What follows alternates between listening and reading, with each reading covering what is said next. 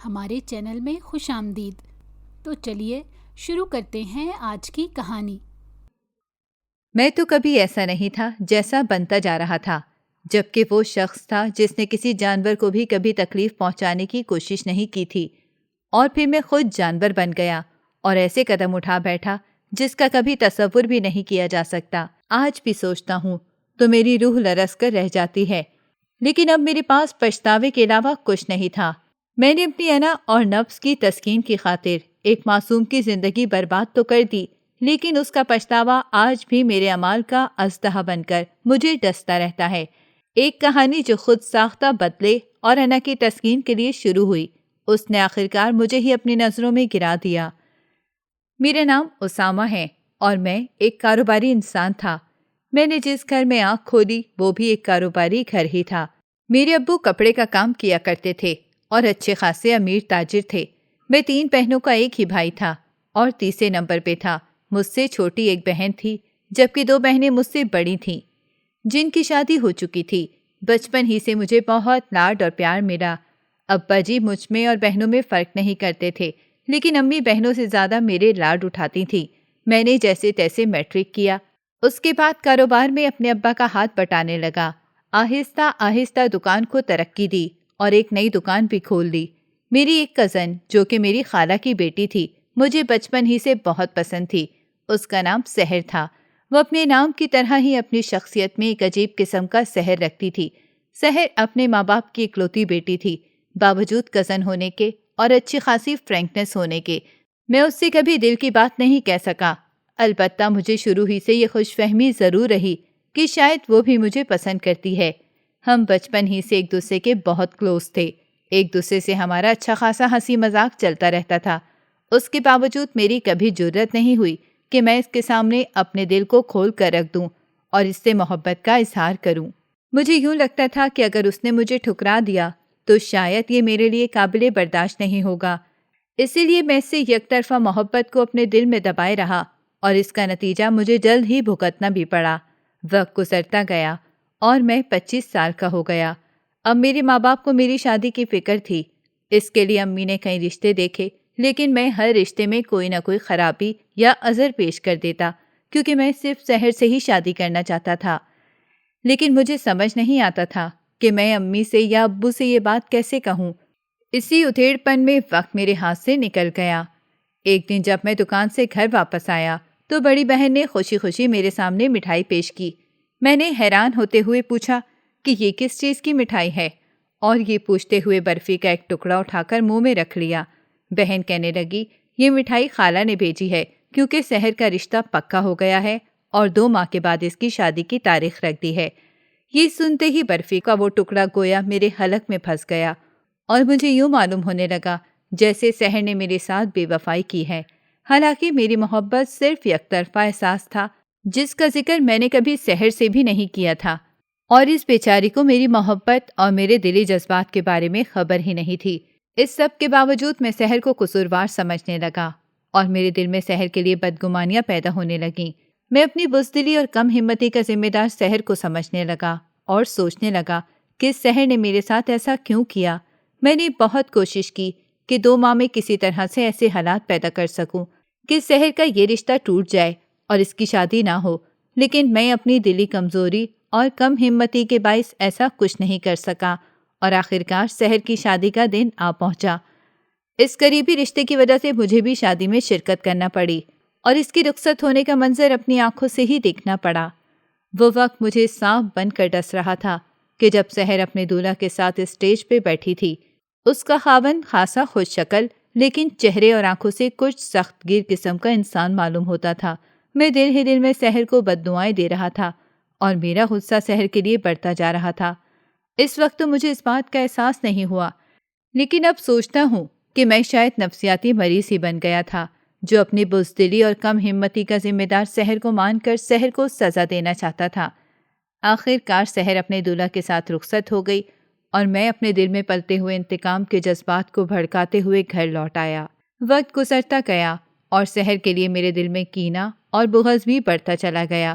میں پوری کوشش کرتا کہ کسی طرح سے اس کے خاوند سے ملاقات کر سکوں اور اس کو کچھ ایسی باتیں کہہ سکوں کہ جس سے اس کا دل سحر کے لیے بدگمان ہو جائے، لیکن مجھے ایسا موقع ہی نہیں ملتا تھا کیونکہ اس سے ملاقات سب کے سامنے ہی ہوتی، اور وہ بھی عجیب سرد مہر قسم کا آدمی تھا جو کسی سے زیادہ گھلتا ملتا نہیں تھا۔ سحر کی شادی کو چند ماہ گزر گئے تھے جب اچانک خبر ملی کہ سحر ناراض ہو کر گھر آ گئی ہے۔ میرے دل کو ایک کمینی سی خوشی محسوس ہوئی اور میں بھی اپنے دل کی تسلی اور نفس کے چسکے کے لیے امی کے ساتھ ہی سحر کے گھر چلا گیا۔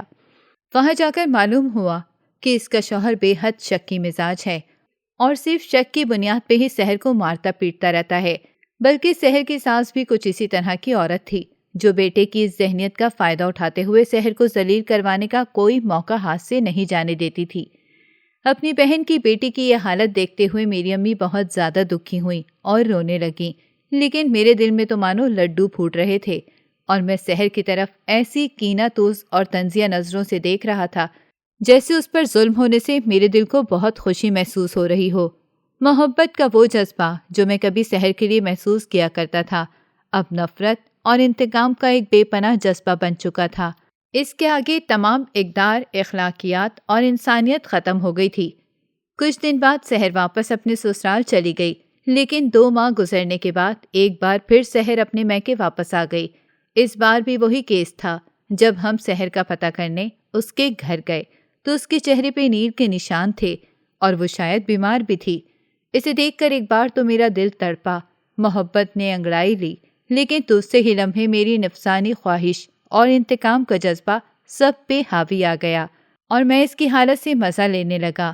میں نے دکھاوے کا ناٹک کرتے ہوئے سحر سے ہمدردی کا اظہار تو کیا، لیکن میں اندر ہی اندر شیطانی خوشی محسوس کر رہا تھا کہ اچھا ہوا جو سحر نے میری محبت کو ٹھکرایا تو اب اسے ان حالات سے گزرنا پڑ رہا ہے۔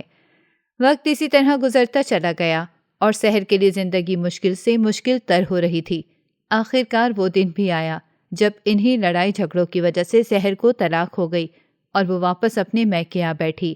یہ ہمارے پورے خاندان کے لیے ایک بہت بڑا جھٹکا تھا جس سے سب کو ہی گزرنا پڑا۔ اس سے پہلے ہمارے خاندان میں طلاق کا ایسا کوئی کیس نہیں ہوا تھا، لیکن شاید سحر کے نصیب ہی ایسے تھے۔ یہ کسی کو معلوم نہیں تھا کہ سحر کے لیے مشکلات کا سفر ابھی بھی ختم نہیں ہوا اور زندگی نے ابھی اس کے اور بھی بہت سارے امتحان لینے ہیں۔ کچھ وقت گزرا اور سحر کی عدت ختم ہو گئی تو اس کے ماں باپ نے اس کے لیے رشتے ڈھونڈنا شروع کیے۔ اس سب میں میری امی بھی پیش تھیں، لیکن اب مشکل آ پڑی تھی کہ سحر طلاق یافتہ تھی اور ایک طلاق یافتہ کو کوئی بھی اپنی بہو بنانے کے لیے راضی نہیں تھا، جیسا کہ ہمیشہ سے ہمارے معاشرے میں ہوتا آیا ہے۔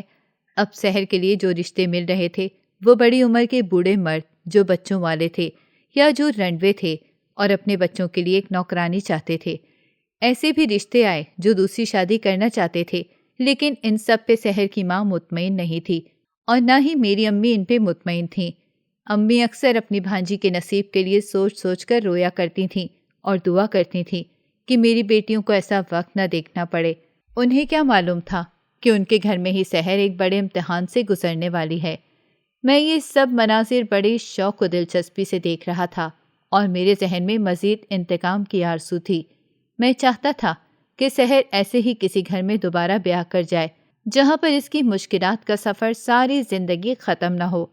انہی دنوں میرا ذہن ایسے ہی شیطانی جذبات کی آماجگاہ بن چکا تھا، اس لیے میں نے اپنے بڑے ہی گہرے اور قریبی دوست سے اپنے خیالات کا اظہار کیا۔ اس نے بھی روایتی مردوں کی فطرت کا ثبوت دیا اور کہنے لگا کہ تم ٹھیک کہہ رہے ہو، اسے گھر میں تم جیسا ایک آپشن میسر تھا تو اسے تمہاری طرف ہی آنا چاہیے تھا۔ دوست نے بھی قطعاً مجھے سمجھانے کی کوشش نہیں کی، جس کی وجہ سے میں مزید اس دلدل میں دھنستا چلا گیا۔ شب و روز یوں ہی گزرتے چلے جا رہے تھے اور سحر کی طلاق ہوئے 2 سال بیت گئے۔ ایک دن اسی موضوع پہ میں اپنے دوست سے بات کر رہا تھا کہ اس نے ایک دم چونک کر کہا، اسامہ تم سحر سے شادی کیوں نہیں کر لیتے؟ اگر وہ کہیں اور گئی تو ہو سکتا ہے اسے دوبارہ طلاق ہو جائے اور اس کی جان چھوٹ جائے، لیکن اگر تم اس سے شادی کر لو گے تو پھر تم اسے طلاق نہیں دو گے اور تم پھر دوسری شادی بھی کر سکتے ہو۔ اچھا خاصا چلتا ہوا کاروبار ہے اور تم سحر کو ساری زندگی اپنے قبضے میں رکھ سکتے ہو اور اس سے جیسے چاہے انتقام لے سکتے ہو۔ اس کی بات سن کر میں بھی چونک پڑا۔ آئیڈیا تو بہت ہی زبردست ہے اور اس سے میرے شیطانی جذبات کی پوری تسکین ہو سکتی ہے۔ میں سحر کو پا بھی سکتا تھا اور اس کو روند کر اسے سزا بھی دے سکتا تھا۔ میں نے اپنے دوست سے کہا کہ یار آئیڈیا تو برا نہیں ہے، لیکن میرے گھر والے شاید ہی مانے، کیونکہ سحر اب ایک مطلقہ لڑکی ہے۔ دوست کہنے لگا کہ یار تم بھی کمال کرتے ہو، تمہارے گھر والے تو فوراً مان جائیں گے۔ میں نے چونک کر پوچھا وہ کیسے؟ تو کہنے لگا یار دیکھو، تمہارے ابو تمہاری امی سے بہت پیار کرتے ہیں، اور تمہاری امی اپنی بھانجی کے لیے بے حد فکر مند رہتی ہیں، کیونکہ وہ بھی اپنی بھانجی سے بہت زیادہ پیار کرتی ہیں۔ آخر سحر اپنے ماں باپ کی اکلوتی اولاد ہے، اور اسی وجہ سے تمہاری امی کی بھی لاڈلی ہے۔ رہ گئی تمہاری بہنیں، تو تمہاری بہنیں شاید تھوڑی بہت مزاحمت کریں گی، لیکن تمہاری امی اپنی بھانجی کی محبت میں تمہارا پورا ساتھ دیں گی۔ دوست کی بات سن کر میں بڑا خوش ہوا اور اس سے کہا کہ یار کیا شیطانی دماغ پایا ہے، ایسا زبردست آئیڈیا مجھے پہلے کیوں نہیں سوجا۔ اور سحر 2 سال آرام سے گھر میں بیٹھی رہی، ورنہ میں اس کے یہ 2 سال بھی اس کے لیے جہنم بنا دیتا۔ دوست نے ہنستے ہوئے بولا کہ چل یار اب تو آئیڈیا ہی گیا ہے، تو اب اس پہ عمل کرنا شروع کر۔ میں نے کہا چل ٹھیک ہے، میں دیکھتا ہوں۔ اب میرے لیے مشکل یہ تھی کہ میں اپنی امی سے بات کیسے کروں، کیونکہ اپنی اسی فطری جھجک اور کم ہمتی کی وجہ سے ایک بار پہلے بھی سحر کو کھو چکا تھا، لیکن اب کی بار فرق یہ تھا کہ پہلے میرے دل میں محبت کے جذبات تھے اور اب فقط نفرت اور انتقام کا آتش فشاں تھا۔ اس نفرت اور انتقام نے مجھے شیطانی آئیڈیا سمجھانا شروع کر دیے۔ میں نے آہستہ آہستہ سحر کے معاملے میں دلچسپی لینا شروع کر دی اور امی کے سامنے اکثر یہ کہنا شروع کر دیا کہ سحر جیسے نصیب تو کسی کے نہ ہوں، اور سحر سے ہمدردی کرنے لگا۔ امی بھی میری بات سن کر جذباتی ہو جاتی اور کہتی کہ کاش میرے بس میں کچھ ہوتا تو میں ضرور کرتی۔ اسی طرح سے امی کا ذہن بناتے اور اپنی ہمدردی جتاتے ہوئے کچھ دن گزر گئے۔ آخر کار 3 ہفتوں کی اس ڈرامے بازی کے بعد میں نے ایک دن امی سے کہا کہ امی ایک بات کہوں اگر آپ برا نہ مانیں۔ امی کہنے لگی کہ نہیں، میں برا نہیں مناؤں گی، تم کہو۔ میں نے کہا کہ امی آپ لوگ باہر سحر کے لیے رشتہ ڈھونڈتے پھر رہے ہیں، تو کیا ہمارے خاندان میں رشتہ نہیں ہے؟ امی کہنے لگی کہ خاندان میں اگر رشتہ ہوتا اور کوئی اس کو اپنی بہو بنانے پہ تیار ہوتا تو ہمیں باہر ہی کیوں دیکھنا پڑتا؟ میں نے کہا کہ امی سحر کے حالات دیکھتے ہوئے میرا دل بہت دکھتا ہے، میں آپ سے کچھ کہنا چاہتا ہوں۔ امی چونک کر میری طرف دیکھنے لگیں اور کچھ نہ بولیں۔ وہ بہت معنی خیز نظروں سے میری طرف دیکھ رہی تھیں۔ آخر ماں اپنی اولاد کے دل کا حال جان ہی لیتی ہے۔ میں نے کچھ دیر ڈرامائی طور پر خاموشی اختیار کیے رکھی اور پھر کہا کہ امی میں چاہتا ہوں کہ ہم سحر کو اس گھر میں لے آئیں، میں سحر سے شادی کرنا چاہتا ہوں۔ یہ کہہ کر میں نے بڑی ہی مکاری سے چہرے پہ فرما برداری کا تاثر جماتے ہوئے سر جھکا لیا۔ امی کچھ دیر خاموش رہیں اور پھر کہنے لگیں کہ دل تو میرا پہلے بھی چاہتا تھا، لیکن مقدر میں نہیں تھا۔ اب سحر طلاق یافتہ ہے، لوگ باتیں بنائیں گے۔ میں نے کہا کہ امی لوگوں کا کام ہی باتیں بنانا ہے، آپ لوگوں کی پرواہ نہ کریں اور اپنی بھانجی کا چہرہ دیکھیں اور اس کی زندگی کی تکلیفوں پہ غور کریں۔ میرے لہجے سے کہیں بھی یہ نہیں لگ رہا تھا کہ میرے اندر ایک شیطان چھپا بیٹھا ہے جو کمینگی کی تمام حدیں پار کر رہا ہے۔ امی کہنے لگی کہ ہاں تم سچ کہتے ہو، لیکن تمہارے ابو شاید نہ مانے۔ میں نے کہا کہ ابو تو مان ہی جائیں گے، ان کو منانا تو آپ کے ہاتھ میں ہے، البتہ اپنی بیٹیوں کو سمجھا دیجیے گا، کیونکہ یہ ایک نیکی کا کام ہے اور میں چاہتا ہوں کہ میرے گھر والے اس میں میرا ساتھ دیں۔ امی کچھ دیر سوچتی رہیں اور پھر رونے لگیں اور اٹھ کر میرا ماتھا چوم لیا اور کہنے لگیں کہ بیٹے تم نے میری بڑی مشکل حل کر دی ہے۔ سحر کو ہمیشہ سے میں اپنی بیٹی بنانا چاہتی تھی، لیکن اس کے گھر والوں کے اونچے خوابوں نے آج اسے یہ دن دکھایا۔ لیکن میں آج بھی سحر کو اپنی بیٹی ہی سمجھتی ہوں اور اپنی بہن کے لیے میرے دل میں کچھ بھی برا نہیں ہے۔ تم نے میرا سر فخر سے بلند کر دیا ہے، میں جلد ہی اس سلسلے میں بات چیت شروع کرتی ہوں۔ امی کی یہ بات سن کر میرے دل میں لڈو پھوٹنے لگے اور دماغ نے مجھے شاباشی دی کہ کیا ہی شیطانی کھیل رچایا ہے۔ حسبِ توقع ابو نے تھوڑی بہت مزاحمت تو کی، لیکن امی کی محبت کے سامنے وہ بھی جلد ہی ہتھیار ڈال گئے اور انہوں نے بھی مجھے شاباشی دی جیسا کہ میں نے سوچا تھا۔ میری بہنوں نے اس پہ کافی مزاحمت کی اور ناک منہ چڑھایا، کیونکہ وہ اپنے اکلوتے بھائی کے لیے کسی مطلقہ لڑکی کو ہرگز دلہن نہیں بنانا چاہتی تھیں۔ لیکن جب امی ابو ہی مان گئے تھے تو پھر بہنوں کو مجبوراً چپ رہنا ہی پڑنا تھا۔ آخر کار وہ دن بھی آیا جب تمام گھر والے اس رشتے پہ راضی ہو چکے تھے اور امی ابو میرا رشتہ لے کر سحر کے گھر چلے گئے۔ میری خالہ اس رشتے کا سن کر بہت ہی حیران ہوئی اور رونے لگیں۔ خالہ کہنے لگیں کہ بہن، تم اس مشکل وقت میں مجھ پہ یہ احسان کر رہی ہو کہ اپنے کنوارے بیٹے کا رشتہ میری مطلقہ بیٹی سے کرنا چاہتی ہو۔ میں تمہارا یہ احسان ساری زندگی نہیں اتار پاؤں گی۔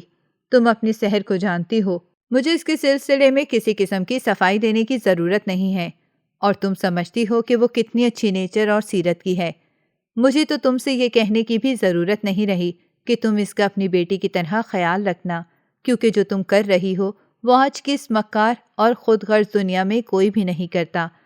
امی نے اپنی بہن کو گلے لگایا اور یوں یہ رشتہ پکا ہو گیا، کیونکہ سحر کے گھر والوں کی طرف سے تو انکار کا سوال ہی پیدا نہیں ہوتا تھا۔ اس کے بعد شادی کی تیاریاں شروع ہوئیں۔ سحر کے گھر والے تو سادگی سے ہی شادی کرنا چاہتے تھے، لیکن آخر ہمارے گھر کے اکلوتے لڑکے کی شادی تھی، تو اس لیے بڑی دھوم دھام سے شادی ہوئی اور سحر میری دلہن بن کر میرے گھر میں آ گئی۔ میں اس دن بہت خوش تھا اور مجھے میرا انتقام مزید نزدیک اور سحر اپنے قبضے میں نظر آ رہی تھی۔ میں دل ہی دل میں مختلف قسم کے پلان بنا رہا تھا کہ کیسے سحر کو ذہنی اور جسمانی طور پر اذیت اور مشکل دینی ہے۔ میرا ذہن اور دل مکمل طور پہ شیطانی قبضے میں چلا گیا تھا اور میرے دل سے سحر کے لیے محبت بالکل ہی ختم ہو گئی تھی۔ تمام فنکشنز کے بعد جب سحر رخصت ہو کر ہمارے گھر آئی اور میں کمرے میں گیا تو میں پہلی رات کے لیے ابھی ایک منصوبہ بنا چکا تھا۔ جب میں کمرے میں داخل ہوا، میں نے دیکھا کہ سحر سجی سنوری گھونگھٹ نکالے بیڈ پہ بیٹھی ہے۔ میں اس کے سامنے جا کر بیٹھا اور بڑی ہی نرمی سے بات کرنا شروع کی اور کہا، کیسی ہو سحر؟ وہ شرماتی رہی، لیکن اس نے کوئی جواب نہیں دیا۔ میں اس کی کیفیت سمجھ رہا تھا کہ وہ ایک ناکام شادی کے تجربے کے بعد اس کے دل میں کیسے کیسے وسوسے اور خدشات انگڑائی لے رہے ہوں گے، اور وہ سوچ رہی ہوگی کہ میں اس کو قبول کروں گا یا نہیں۔ تھوڑی دیر تک میرے بار کہنے پوچھنے پر اس نے بات چیت کرنا شروع کی، لیکن اس کے انداز میں ابھی بھی جھجک تھی۔ یوں ہی بات کرتے کرتے ایک دم میں نے اس سے کہا کہ تم اتنی اداس کیوں ہو؟ تمہیں اپنا پہلا شوہر تو یاد نہیں آ رہا؟ میری یہ بات سنتے ہی سحر نے ایک دم میری طرف ایسے دیکھا جیسے کسی نے اس کی پوری زندگی کی متاع چھین لی ہو۔ اس کی آنکھوں میں یقین کی کرچیاں چبھ رہی تھیں اور اس کی گالوں سے آنسو بہہ رہے تھے۔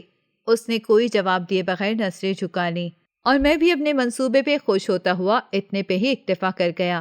یہی نہیں بلکہ اس رات میں نے جسمانی طور پہ بھی اسے اذیت دینے کا کوئی موقع ہاتھ سے جانے نہیں دیا۔ اگلے دن ولیمہ ہوا اور سحر اپنے گھر واپس چلی گئی۔ میں جانتا تھا کہ ایک ناکام تجربے کے بعد اب سحر یہ دوسرا تجربہ کسی سے بھی شیئر نہیں کرے گی، اور دنیا کو یہ دکھانے کے لیے کہ اس میں کوئی خرابی نہیں ہے وہ ہر ممکن طریقے سے مجھ سے نباہ کرنے کی کوشش کرے گی، اور اس کی اسی برداشت اور مضبوط تحمل کا مجھے فائدہ اٹھانا تھا اور اسے جی بھر کر ذلیل کرنا تھا۔ یہی میرے خود ساختہ انتقام اور انا کی حقیقت تھی کہ میں جس کے ہاتھوں میں شیطان کا اعلی کار بن گیا تھا وہی ہوا جیسا کہ میں نے سوچا تھا، اور سحر خاموشی سے گھر واپس آ گئی۔ اس کے بعد میں نے یہ معمول بنا لیا کہ اس کے پچھلے شوہر کی بات کر کے اسے طعنہ دیتا، اس کے کاموں میں کیڑے نکالتا جیسے مجھ پہ فرض ہے۔ اس کے ساتھ ساتھ میں اس بات کا بھی خیال رکھتا تھا کہ امی کے سامنے سے کچھ نہ کہوں، بلکہ جان بوجھ کر اس انداز میں تعریف کرتا تھا کہ امی تو خوش ہو جاتی تھی، لیکن سحر میری باتوں میں چھپے معنی خیز سمجھ کر اور زیادہ سہم جاتی تھی۔ امی کو یہ لگتا تھا کہ میں ان کی متعلقہ بھانجی کا بہت زیادہ خیال رکھ رہا ہوں اور ہمارے درمیان بہت محبت ہے۔ ہمارے درمیان ابھی تک میاں بیوی والا کوئی اعتماد اور بھروسہ تو قائم نہیں ہوا تھا، لیکن ایک اذیتناک تعلق ضرور قائم ہو گیا تھا، اور یہ صرف ذہنی ہی نہیں بلکہ جسمانی بھی تھا۔ میں ہر لحاظ سے سحر کو ٹارچر کرنے کا کوئی موقع ہاتھ سے جانے نہیں دیتا تھا۔ اس اللہ کی بندی میں بھی اللہ جانے کتنا صبر اور برداشت تھا۔ اس نے بھی کبھی پلٹ کر کوئی جواب نہیں دیا تھا۔ اس کی آنکھوں میں تیرتے ہوئے آنسو میرے دل میں کمینی سی ٹھنڈ ڈال دیتے تھے، اور مجھے یوں لگتا تھا جیسے میں نے کوئی بہت بڑی فتح حاصل کر لی ہو۔ میرا کردار کس قدر گرتا جا رہا تھا اس کا مجھے اندازہ ہی نہیں تھا۔ کچھ عرصے تک تو یہی معمول چلتا رہا اور میں سحر کو ذہنی اور جسمانی طور پر ٹارچر کرتا رہتا، لیکن اب سحر کی خاموشی اور صبر مجھے چبھنے لگا تھا۔ میں چاہتا تھا کہ وہ میرے سامنے گڑ گڑا کر روئے، معافی مانگے اور یوں میری انا کو تسکین ملے، لیکن جیسا کہ میں نے کہا کہ اب وہ اس رشتے کو ہر طرح سے نبھانا چاہتی تھی، اسی لیے وہ مجھے ایسا کوئی بھی موقع نہیں دے رہی تھی کہ جس سے خاندان بھر میں دوبارہ سے اس پہ اور اس کی ماں باپ کی تربیت پر یہ سوال اٹھے۔ میں نے یہ شادی اپنے مذموم شیطانی مقصد کی تکمیل کے لیے کی تھی، اور اس میں اب دور دور تک اس محبت کا پتہ نہیں تھا جو کبھی میں سحر سے کیا کرتا تھا۔ وہی شیطانی نیت اب مجھے کچھ ایسا کرنے پہ اکسا رہی تھی کہ جس سے میں سحر کو مزید اس حد تک ذلیل کر سکوں کہ اب میں اسے صرف اکیلے اور تنہائی میں ہی ٹارچر نہ کروں بلکہ پورے گھر کے سامنے ٹارچر کروں۔ میں یہ بھی چاہتا تھا کہ اب امی کے سامنے سحر کا جو امیج بنا ہوا ہے اسے بھی تباہ و برباد کیا جائے اور امی اور باقی گھر والوں کے ہاتھوں بھی سحر کو ذلیل و رسوا کیا جائے۔ اس سب کے باوجود سحر کو طلاق دینے یا اسے چھوڑ دینے کا دور دور تک کوئی پلان نہیں تھا، کیونکہ میں ہاتھ میں آئے ہوئے شکار کو کسی بھی طرح سے آزاد نہیں کرنے والا تھا۔ میں مکمل طور پہ ایک اذیت پسند نفسیاتی مریض بن چکا تھا جس کا کوئی علاج نہیں ہو سکتا۔ اب میں اسی نہج پر سوچ رہا ہوں کہ کس طرح کوئی ایسا پلان بنایا جائے جس سے سحر کو باقی گھر والوں کی نظر میں یہاں تک کہ اس کے اپنے گھر والوں کی نظروں میں بھی گرا دیا جائے، اور اس کے بعد بھی اس سے میں سب کی مخالفت کے باوجود اپنے ساتھ رکھ لوں اور یوں اس پہ احسان کا ایک اور بوجھ چڑھا کر ساری زندگی کے لیے اس کو روند کر اپنے شیطانی مقاصد کی تکمیل کر سکوں۔ بہت سوچ و بچار کرنے کے بعد آخرکار میرے ذہن میں ایک نہایت بھیانک اور گھناؤنا منصوبہ تشکیل پا ہی گیا، اور ہمیشہ کی طرح اس منصوبے کی نوک پلک سنوارنے کے لیے میں نے اپنے اسی کمینے دوست کا رخ کیا جس نے مجھے سحر سے شادی کرنے کا مشورہ دیا تھا۔ جب میں نے سارا منصوبہ اپنے دوست کے سامنے رکھا تو ایک بار تو وہ بھی چونک اٹھا اور میری طرف دیکھتے ہوئے کہنے لگا کہ یار اسامہ، میں تمہیں اس حد تک گھٹیا اور ذلیل نہیں سمجھتا تھا، لیکن تم تو میری سوچ سے بھی زیادہ شیطانی دماغ کے حامل نکلے۔ اس پہ میں ہنس پڑا اور کہا کہ بس کیا کروں، دوست بھی تو مجھے تم جیسے ہی ملے ہیں۔ لیکن اس بارے میں دوست سیریس تھا۔ میری اس بات کے باوجود میں وہ ہنسا نہیں اور کہنے لگا کہ اسامہ، جو تم سوچ رہے ہو یہ بہت زیادہ بھیانک اور گھناؤنی حرکت ہے۔ میرا مشورہ ہے کہ اس حرکت کو نہیں کرو اور اس سے باز آ جاؤ، اور سحر کے ساتھ ایسا مت کرو کیونکہ اس سے اس لڑکی کی پوری شخصیت ہی خراب ہو جائے گی۔ اس پہ میرے دوست کو اس بات پہ غصہ دکھاتے ہوئے کہا کہ تم دوست ہو میرے اور سائڈ میری بیوی کے لے رہے ہو، تمہیں یہ زیب نہیں دیتا۔ میرا دوست کہنے لگا کہ یار، اس معاملے میں صرف سحر ہی بدنام نہیں ہوگی بلکہ میں بھی تو بدنام ہو جاؤں گا۔ اس پہ میں نے کہا کہ یار، تیری بدنامی کو نیک نامی میں بدلنے کے لیے میں ہوں نا، ہم نے تو یہ منصوبہ بندی ہی اسی طرح سے کی ہے۔ اسی طرح تم نے میری بیوی کے سوتے ہوئے کمرے میں جانا ہے اور میں لوگوں کو اکٹھا کروں گا جس پہ تم نے یہ الزام لگانا ہے کہ میری بیوی تمہیں اپنی جانب مائل کرنے کی کوشش کر رہی تھی، اور بس تمہیں اور کچھ نہیں کرنا۔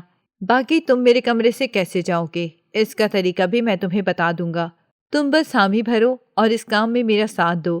کافی دیر تک بحث کرنے کے بعد آخرکار میرا دوست میرے شیطانی منصوبے میں میرا ساتھ دینے کے لیے تیار ہو ہی گیا۔ میں نے موٹی موٹی باتیں اسے اچھے سے سمجھا دی تھیں۔ میں یہاں یہ بتا دوں کہ میرا یہ دوست میرے کافی کلوز تھا اور اس کے ساتھ میرے فیملی ٹرمز بھی تھے، اور یہ جب ہمارے گھر میں آتا تھا تو محض ڈرائنگ روم تک محدود نہیں رہتا تھا بلکہ گھر کے فرد کی طرح گھر کے کسی بھی کمرے میں جا سکتا تھا۔ ان سب چیزوں کو مد نظر رکھتے ہوئے ہی میں نے یہ پلان بنایا تھا۔ پلان کے مطابق کچھ دن بعد میں نے اپنے اس دوست کو گھر کی دعوت کی، اور پھر کھانے وغیرہ سے فارغ ہو کر ہم لوگوں نے بس گھر میں ٹہلتے ہوئے اوپر چھت پہ جا کر بیٹھ گئے، اور پھر کھانے سے فارغ ہو کر ہم لوگ یوں ہی گھر میں ٹہلتے ہوئے اوپر چھت پر جا کر بیٹھ گئے۔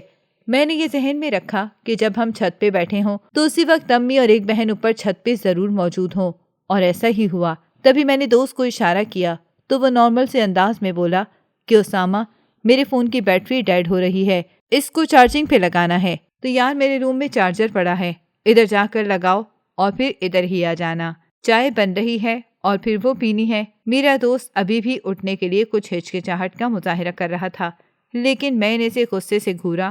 منصوبے کے مطابق اس نے 4 منٹ تک صرف سیڑھیوں میں ہی کھڑے رہ کر انتظار کرنا تھا، اور 5ویں منٹ اس نے میرے کمرے میں جانا تھا، اور میں جانتا تھا کہ اسی وقت میری بیوی کمرے سے اکیلی ہی ہوگی کیونکہ چائے بنانے کے لیے کچن میں میری بہن گئی ہوئی تھی، اور امی اور دوسری بہن چھت پر میرے ساتھ ہی بیٹھے تھے، جبکہ سب سے چھوٹی بہن گھر کے دوسرے کاموں میں بھی مصروف تھی، اور ابا بھی گھر پر نہیں آئے تھے۔ میں نے ٹھیک 4 منٹ خود کلامی سے انداز میں کہا کہ آخر یار، یہ کہاں رہ گیا ہے؟ موبائل کو چارجنگ پہ لگانے گیا تھا، ابھی تک نہیں آیا۔ یہ کہہ کر میں اٹھا اور بالکل نارمل انداز سے سیڑھیاں اترتا ہوا نیچے آ گیا۔ مغرب کے بعد کا وقت تھا جب گھر میں اتنی چہل پہل نہیں تھی اور سب لوگ ہی اپنے اپنے کاموں میں مصروف تھے۔ اپنے کمرے کے دروازے پر آ کر جب میں نے چپکے سے جھانک کر دیکھا تو میرا دوست کمرے میں کھڑا تھا اور میری بیوی کا سر مجھے نظر آ رہا تھا۔ وہ شاید بیڈ کی دوسری جانب فرش پہ بیٹھی تھی۔ میں نے وہیں سے اونچی آواز میں دھاڑنا شروع کر دیا کہ یہ تم کیا کر رہی ہو اور تمہیں شرم نہیں آتی؟ تم نے اس گھر کو اپنی شیطانی خواہشات کو پورا کرنے کا اکھاڑا بنا رکھا ہے۔ اس طرح کے مزید 2-3 جملے میں نے شدید غصے کے عالم میں پوری ڈرامے بازی سے ادا کیے۔ میری چیخ پکار اور دھاڑ سن کر اوپر سے امی اور بہن اور کچن سے دوسری بہن سمیت سب سے چھوٹی بہن بھی میرے پاس آ گئی اور پوچھنے لگی کہ یہ کیا ہوا ہے۔ میں نے کہا آپ اندر آئیں اور دیکھیں کہ یہ دونوں میری پیٹھ پر بیٹھے تھے۔ یہ دونوں میری پیٹھ کے پیچھے کیا رنگ رلیاں منا رہے تھے۔ اب یہاں یہ منصوبے کے مطابق میرے دوست کو سحر پہ الزام لگانا تھا۔